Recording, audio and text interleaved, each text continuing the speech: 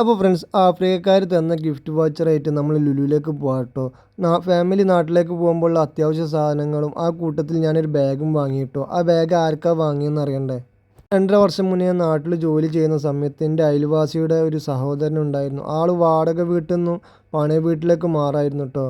ആളൊരു പ്രവാസിയായിരുന്നു. എൻ്റെ ജോലിയൊക്കെ കഴിഞ്ഞ് പോകാൻ നേരത്തെ ആൾ കുറേ മിഠായും സോപ്പെല്ലാം തന്നു. ഞാൻ പറഞ്ഞു അത് വേണ്ട, നിങ്ങളെ കുടുംബക്കാർക്ക് കൊടുക്കാൻ വേണ്ടി കൊണ്ടുവന്നില്ല, അവർക്ക് കൊടുത്തോളൂ. ആൾ പറഞ്ഞു ഇടയ്ക്കിടയ്ക്ക് വരുന്നതാണ്, ഞാൻ എല്ലാവർക്കും കൈ നിറയെ കൊടുക്കുന്നതാണെന്നും പറഞ്ഞിട്ടോ. ആൾ നല്ലൊരു മനസ്സിന് ഉടമയാണെന്നപ്പം മനസ്സിലാക്കാൻ പറ്റി. സ്വന്തം വീടും മകളെ കല്യാണം പ്രതീക്ഷിച്ചിട്ട് ആൾ വീണ്ടും പ്രവാസത്തിലേക്ക് കടന്നിട്ടോ. 4 മാസത്തിന് ശേഷം ആൾ വന്നെന്ന് പറഞ്ഞപ്പോൾ ഞാൻ ആകെ ഷോക്കായി. മാരക രോഗമായിട്ടാണ് ആൾ തിരിച്ചു വന്നത്. ആൾക്ക് കാണാൻ വേണ്ടിയിട്ട് മോളെ കല്യാണം ചെറുതാക്കിയിട്ട് കഴിക്കുകയുണ്ടായി. അത് കഴിഞ്ഞ് കുറച്ച് ദിവസം കഴിഞ്ഞപ്പോൾ ആൾ മരണപ്പെട്ടു. വല്ലാത്തൊരു സങ്കടത്തിലായി പോയ കുടുംബം. ചെറിയ മോളുണ്ട്, ആൾക്ക് വാങ്ങിയതാട്ടോ ആ ബാഗ്.